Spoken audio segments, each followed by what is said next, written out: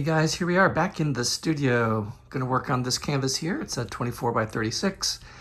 And these are the colors I'm going to be using. So if you notice, they're kind of pastelish, if that makes some sense to you. Sort of light greens and blues and some orange and some reds. These are all metallics, or at least have metallics in the paint, except for the white. And yeah, I'm going to use my strainer there, and we're going to get started here in just a minute. And there's my instructions right there, how I'm going to pour in order. So I think about that when I'm mixing my paint sometimes, is trying to figure out what might work the best today. So I'm not going to tell you how I'm going to do it, and we'll get started here momentarily. Okay, friends, let's get started here. So first what I'm going to do is prep the canvas. I do this before I do any pour, especially if it's on a new canvas. I want to make sure that my edges and corners are covered with some sort of color so that when I am actually tilting and the paints are drying and have gone over the edges, you don't see any of the white canvas and the texture underneath, or at least it limits that. You can use any color, it doesn't matter. I just used blue because it was handy. So I know this is exciting, so I just sped it up a little bit just to kind of get this part moving.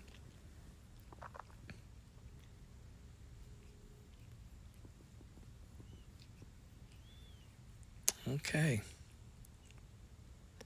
Using my heat gun there just a little bit to dry some of the edges and just make sure that there aren't any lumps or clumps, which will end up impacting the composition when I move the paint on the canvas. Okay, so I'm doing is just checking how firm it is. I spray a little bit of water on top of that as well. But let's get started.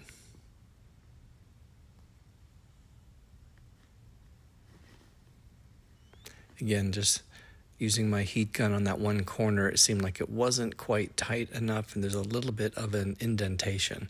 So I wanted to make sure that it's all flattened out and the canvas is as flat and as taut as I can make it. There's my list of the order that I'm going to pour today. Starting off with the blue.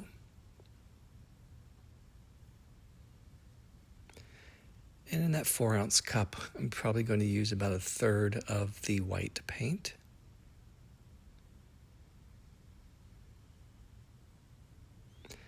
And just slowly adding color, one on top of the other.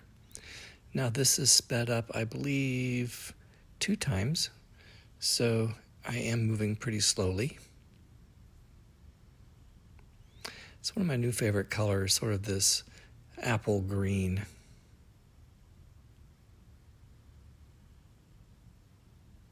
A little more white.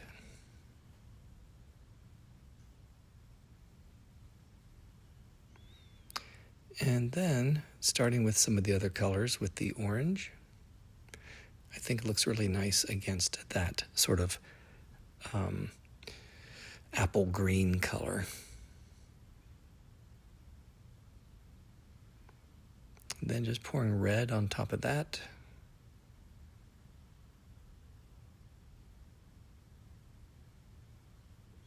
Now in that case, I poured the entire cup out.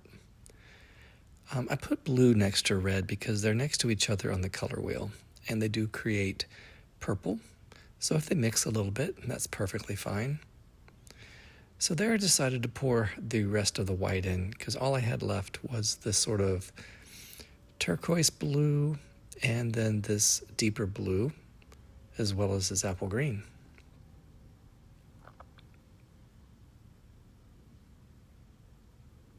So I'm just going to top it off with the dark blue and then the rest of that sort of cobalt turquoise blue. Okie doke. All the paint is on the canvas. So I just slowly pick this up and make sure any of the paint that's still in the strainer comes out there in the middle. It doesn't have to be perfect. And then here we go. Just slowly pour the paint in. Remember, I say this quite frequently, the faster you dump that black paint, the bigger the negative space you're going to have. So I don't know if you could see it on this video, but when I first started tilting or dumping the black paint into the puddle, it sank, and then some of the colored paint rose from the bottom and came up and covered the black before the black sank again. So that tells me that we're going to have a nice size negative space, probably a small one. So I'm just tilting over each edge, bringing it back. I was sort of watching it and wasn't quite sure what was happening. At first I was thinking that not a lot of color was going to come through. As you can see, they slowly fills in. Now in a moment here, I get up to put it on time lapse, and you can see how quickly all that color comes in.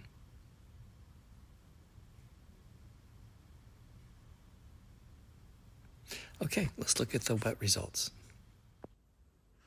Okay guys, here we are. This is the initial wet walkthrough, but let me tell you, you can see it's dried all through here.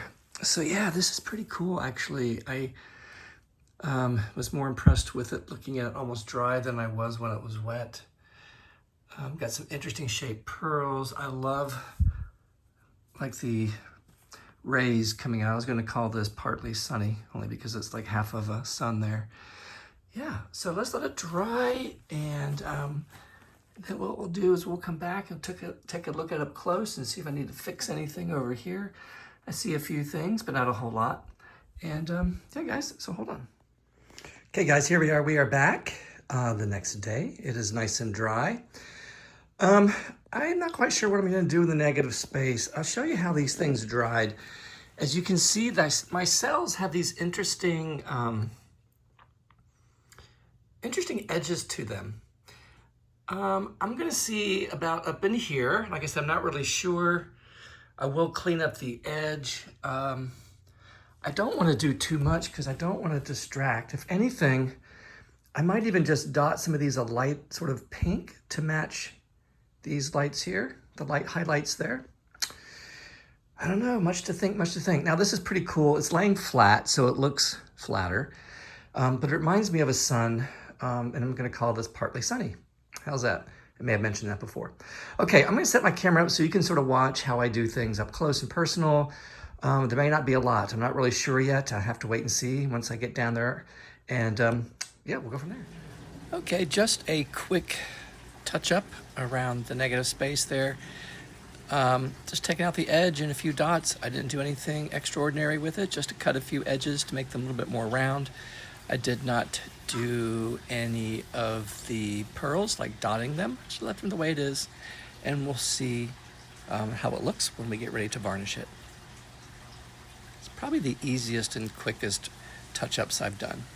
Okay, so let's look at the final results. Okay guys, I am done. I finished my edge over here. Now, I'll be honest with you, I decided not to dot anything, at least right now. I just want to leave it alone because I don't want to get in there and sort of mess things up. So yeah, so this is what we got, guys. Very interesting. I love the way this area right through here looks with the stripes. Negative space looks nice and clean. The edge, like I said, interesting shaped pearls. I call these like leopard pearls because they look like spots, leopard spots. I mean, not this color, obviously, but. And look, a little bit of red down here. And some up here too as well. Okay, guys, I hope you enjoy it. It was a great painting. I really like it. I think it's going to be pretty dramatic. I think a lot of these colors are metallic.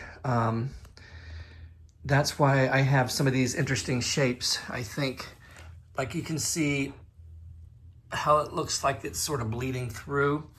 I think that has to do with metallics sinking.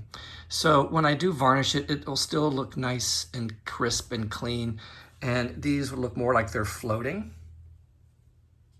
because they're on top of the black, and you can sort of see the black through the pearls. Okay, that's my analysis. Okay, friends, thanks for stopping by. We'll see you real soon.